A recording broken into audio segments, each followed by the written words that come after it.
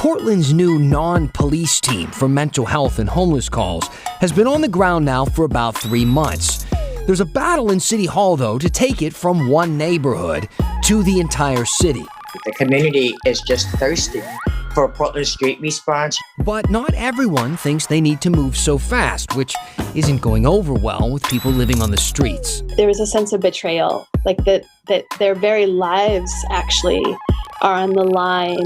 And a lot of you had something to say about our story on the health effects of tear gas, like who you think should get the blame for all this. Well, I've got something I'd like to say too. Here's the story. Why don't we start right there? All right, let's get my thoughts right out of the way at the top of the show. Let me know what you think about it, though. Use the hashtag HeyDan on Twitter. Email us at thestory@kgw.com. Find us on Facebook and Instagram and all that stuff. But I do want to start tonight by saying that I understand, okay? I know that you're frustrated. I know you are. I know you are because you tell me each and every night using the ways I just told you to use. I know that you are tired of people spray painting buildings and picking on small business owners and treating our police officers like they're less than human. I get it. I will say, though, I was a little surprised at first last night when I read some of the comments that you sent in after our coverage on tear gas and how it affects your body. During that coverage, we heard from women who lived in neighborhoods that were constantly in the line of fire, people who never actually went to even one protest but reported major side effects from long-term exposure. We talked about the potential environmental issues and some concerns from a school that is constantly clouded in tear gas near the ice facility downtown. I was hoping that everybody at home, that all of you could just focus on those details of the story, mainly the details about tear gas, how we use it, and the ramifications that we're uniquely experiencing. I mean, there's not a lot of evidence out there of how people are handling 100 nights of tear gas in a row and how it affects people or women or kids. And Portland neighborhoods are the test subjects here for this type of discussion. But many people just had a really hard time compartmentalizing that. Archpope on Twitter said, "Hey Dan, why does no one ever seem to blame the rioters for choosing residential areas to do their rioting for the collateral damage caused by their actions? They didn't have to riot next to people's homes." No, they didn't. You're right. They didn't. First, I would like to say we didn't blame anybody in our coverage. We didn't blame the police. We didn't blame the city. We didn't blame rioters. Nobody. We just did a story about tear gas and how it could be making people sick. But if you really want to place blame, that's fine. Do that. And the rioters would certainly be on that list. But I'm curious, what do you want to do with that blame exactly? Convince the anarchists to stop?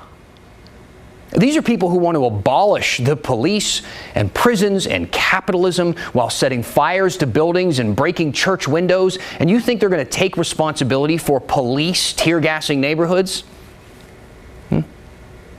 Still, if you want to blame somebody, I get it.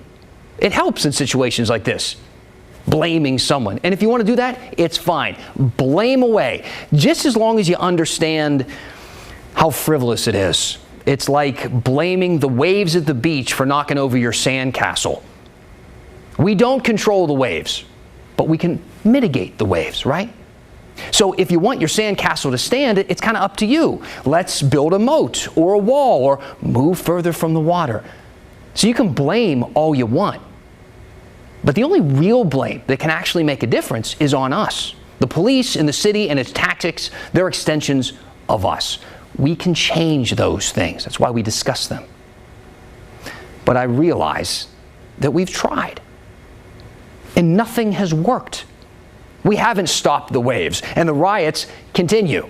I got a message on Instagram that said, "What about the police being assaulted? Rioters, not protesters, would not disperse." That's a great point. That's why they use tear gas, right? To make people leave, to make them run away. Though I will say, you've seen the video. Most of those people were wearing gas masks. And I can tell you from personal experience, they work perfectly. So a lot of those people don't run and they don't leave. So what will work?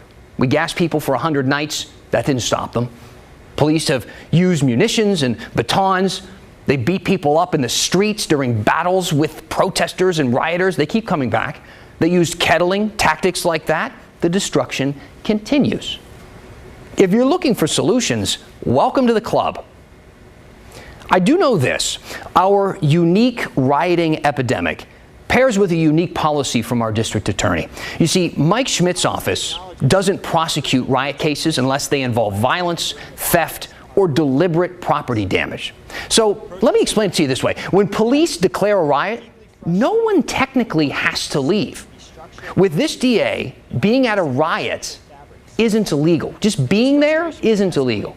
You can chant, you can get in an officer's way, you can stand your ground while people around you light fires and throw things at officers, and it's legal.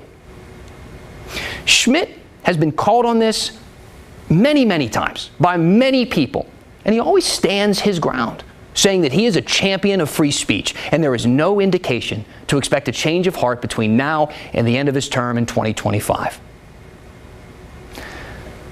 All this to say, I understand you're frustrated, because who wouldn't be?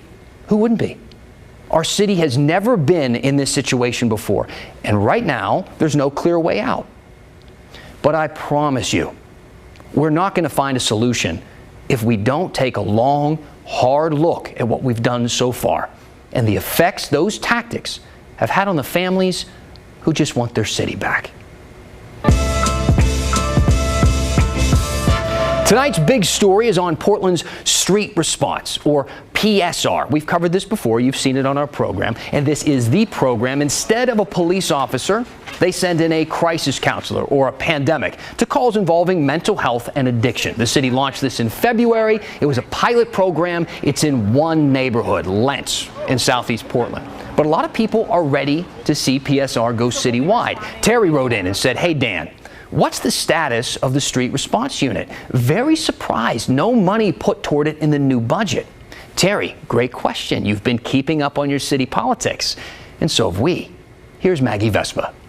We're the Portland Street Response Team. We're a new program that's... Portland Street Response is back in the news and at the center of a city budget battle. First, here's the statement no one disputes. The community is just thirsty for a Portland Street Response. City Commissioner Joanne Hardesty oversees Portland Street Response. Instead of an armed police officer, the program sends a crisis counselor and a paramedic to calls involving mental health and addiction.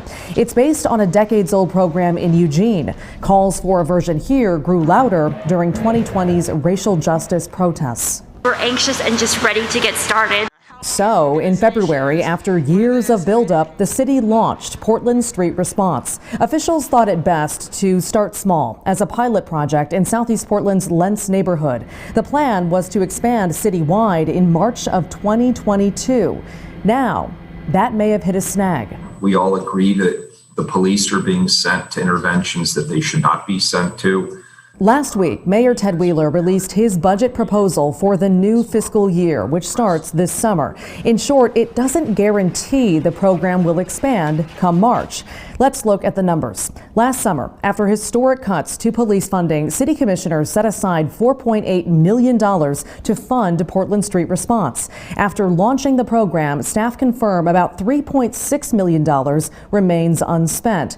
They had planned to put that toward that citywide expansion, hiring staff, buying vans and equipment, and so on. Now, instead of signing off on spending that money, the mayor wants to hold back. He's proposing greenlighting just under $1 million to keep the program in Lentz and revisiting whether to spend the rest once council has had a chance to review data. It has served us well. Hardesty wants council to greenlight the full spending now. Waiting until March or close to it, she says, delays necessary legwork by several months. Well, we wouldn't be able to buy additional vehicles. We wouldn't be able to start training staff. And so we're having an opportunity to collectively make sure that the budget reflects our values. Mayor Wheeler wasn't available for an interview, but in a statement he said, quote, "We are united in the goal of providing safe, effective services to people experiencing mental health and other related crises." The debate is marked by rocky moments for Portland Street Response. Last month, Willamette Week reported PSR was being vastly underutilized, with 911 dispatchers sending the teams on 1 or 2 calls a day. New data from the program's online dashboard shows the call rate is increasing. PSR went out on 63 calls in April, up from 43 in March. Also last month, a deadly police shooting in the same neighborhood Street Response serves pointed a spotlight at the program. A Portland police officer shot and killed Robert Delgado in Lentz Park. They said he was armed at the time, later saying it was a replica gun. Critics argued Portland Street Response should have been sent, perhaps with police, to try and de-escalate the situation. PSR has said it's reviewing their criteria for calls moving forward. I want to see the pilot program's full expansion, as intended. Wednesday night, city commissioners heard public testimony on the issue. They're also getting feedback on social media. Congressman Earl Blumenauer and Senator Ron Wyden both tweeting support for Hardesty's plan to fund the program in full. And the local paper, Street Roots, published an op-ed calling for the same. Well, yesterday on the streets of Old Town, a lot of people who work with Street Roots or unhoused were discussing this, and that there was a sense of betrayal, like that their very lives actually are on the line. Okay, Maggie Vespa joining us now. So Maggie, both Mayor Wheeler and Commissioner Hardesty had pretty measured responses today. So what do you think, what do we know is going to happen moving forward? Sure. So what we know is going to happen is that Commissioner Hardesty is going to submit an amendment to the mayor's budget proposal, basically saying, I want to change this and I want to fund Portland Street Response in full, what she described in our piece. She told me that she was confident she could get a 5-0 vote in favor of her amendment, but we know that the mayor supports his plan, which is the opposite of that. We know that Commissioner Mingus Mapps has said he also supports the mayor's plan, so he wouldn't be voting with Hardesty either, unless he changes his mind. And then the Oregonian just reported late today that Commissioner Dan Ryan also says he will support the mayor's more measured plan. So at this point, Commissioner Hardesty and Commissioner Carmen Rubio support her funding in full right-of-way proposal. That said, they have a lot of time to talk about this. These things go back and forth in the budget process a lot, and the final vote on this budget isn't set until mid-June. So we'll see what happens. All right. Another thing that I was hoping you could tell us about, you spoke today at length with the rep for the street response team. Why exactly did they start in Lentz? I think we can make an argument that a bunch of different pockets of the city might need this. I was curious why they started in Lentz and not somewhere downtown, Old Town, for instance. There's a huge need there. I know, no matter how many times we cover this story, we get this question from viewers, and it's a valid question. A lot of people wonder that. And basically, there are a number of reasons, but today I kind of got the bluntest answer that I've ever gotten. And it basically was, they said they started in Lentz, again, for several reasons, one of them being that to start a pilot project with a small team who hasn't been through a lot of training, they haven't done this yet in Portland, downtown would have probably been overwhelming. Like, that's just a very intense environment. So they wanted to start them in an area where there absolutely is need, which there is in Lentz, but it's not quite as intense as downtown.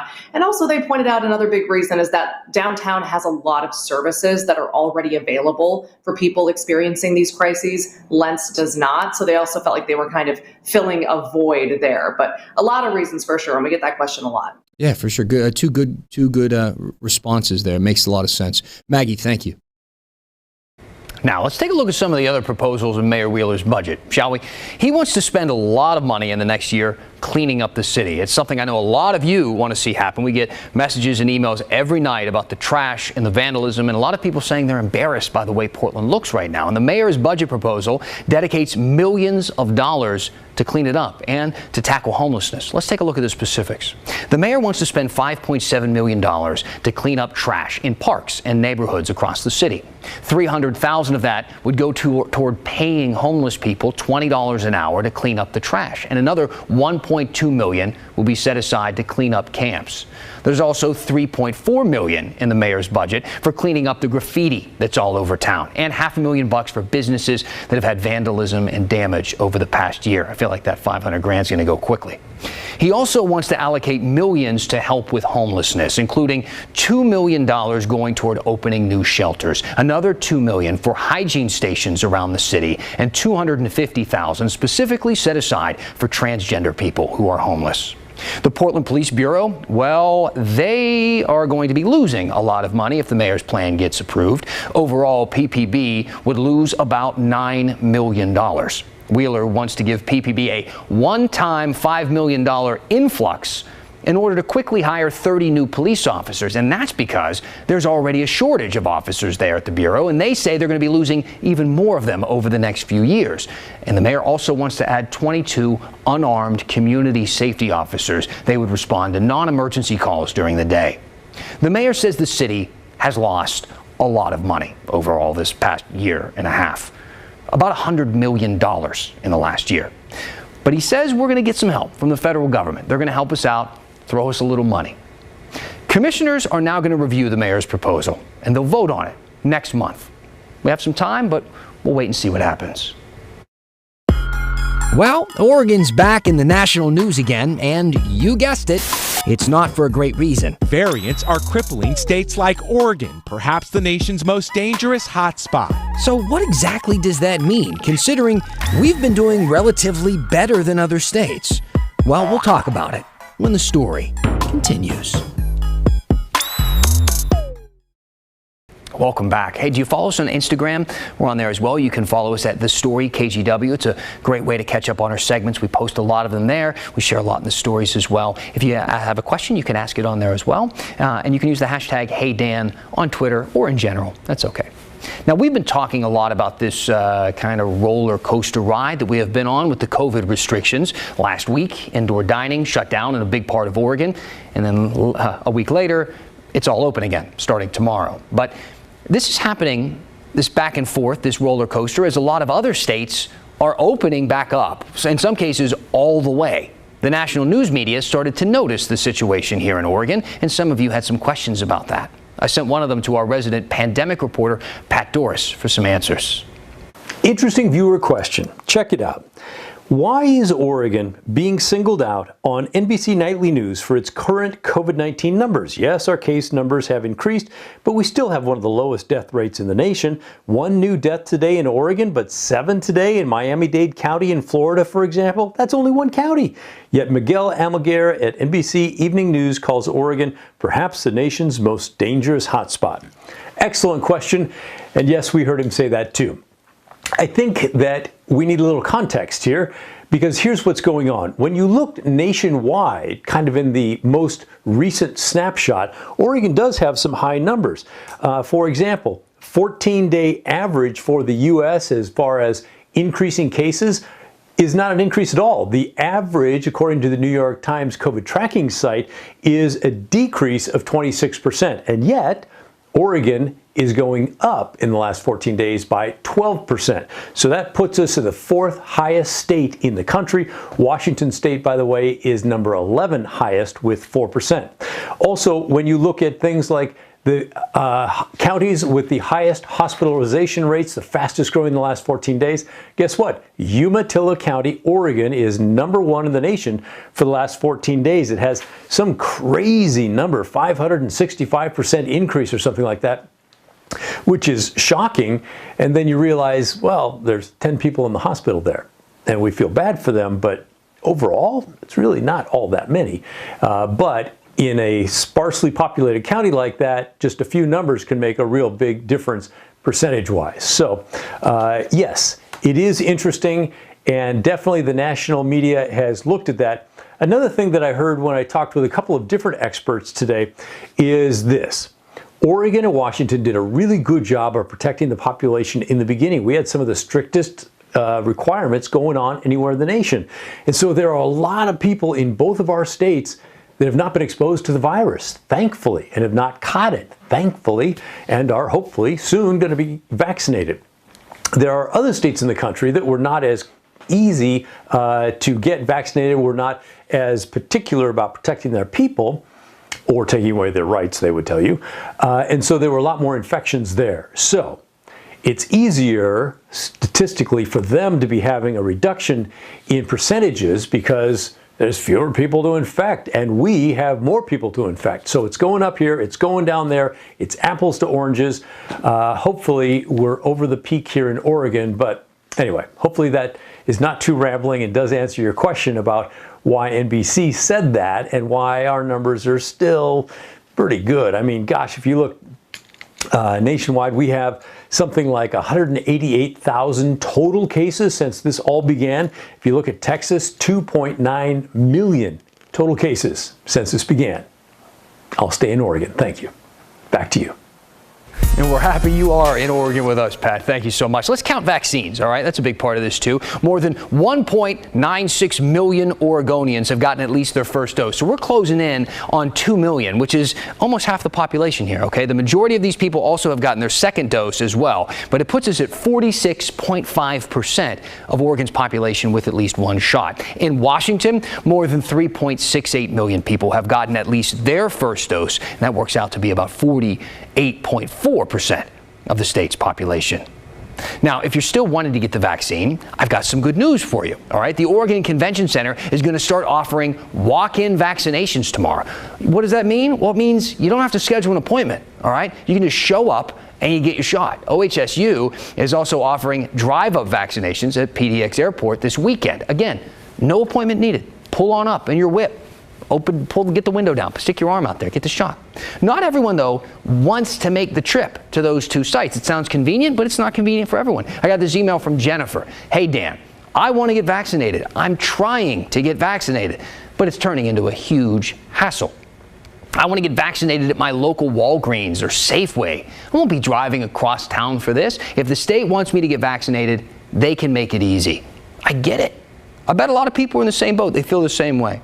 People, we have busy lives. I understand. So I'm going to point you to this really great guide that we've got up on kgw.com. It's got all the information that you need to get a vaccine as simply as you can, pretty much wherever they're being offered in Oregon and Washington. Now, since you mentioned pharmacies, we've got a section on there just for that. You can find links to schedule an appointment at your local Safeway or Walmart, Walgreens, Rite Aid, wherever you need to go. Hopefully, this helps you out. Now, if you're still having trouble finding a vaccine, let me know. All right, use the hashtag HeyDan. We'll try and figure something out for you. We're here to help. We're going to finish the story right after this. Welcome back. Now, there are a lot of talented people who work on this show and at this station in general, people who you don't see on camera. In fact, some of them are behind the camera, like our photographer, Kurt Austin.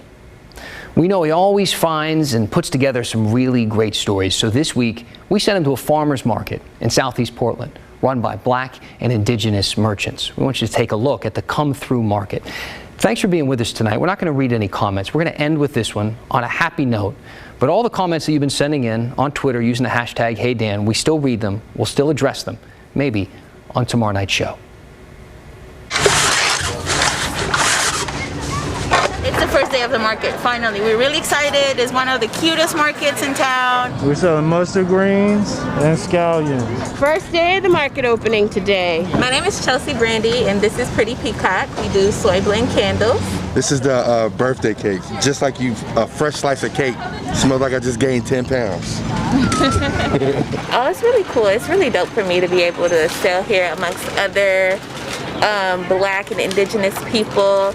My name is Shiny. This is my market. We grow food, but we grow community also. It kind of brings us together, unifies us, as a community. It's the Come Through Market. We're at the Red on Salmon. Well, it's a Black and Indigenous centered farmers market, and we are also an incubator market. So about 18 of our farmer vendors are in farmer training programs. My name is Malik Coburn, and I'm here with Black Food Sovereignty Coalition and the Red, Black, and Green Freedom Farm. Today we're selling mustard greens, scallions, and red chard, all of which we just harvested maybe 2 or 3 days ago. I like to support the market, and I know that, and I like that it's all farm fresh and local. So support the farmers and everyone else. Specifically that it's minority market. We have handmade earrings, mostly. My name is Xochitl Garnica. I'm a farmer, I'm a maker, I'm a mom. Farmers markets or markets are mostly Anglo, so it's really hard to make business with people that doesn't really understand, where you come from and the struggle. And they all know how it is to have a small business, family business, and it just feels really comforting, really safe. It feels really nice, empowering too. Yeah, it's really important to me, and I think to the rest of the people that's here that, people come out and see what we have. Sourdough bread. We would have to offer from the community to the community. We just love the people here, the people we meet and everybody, there's a place for us, and we want to let other people know that there's definitely a place for us. We are very creative, and we can put our mind to anything and do anything. We receive, we don't take. You feel me? We receive, so you receive. That's all we're doing. Reciprocity. You know, this market provides the cycle of reciprocity, which I'm very happy about. About reconnecting black people back to the land. Yeah. It's important that everybody has these platforms to really showcase what it is they have to offer to make the world a better place.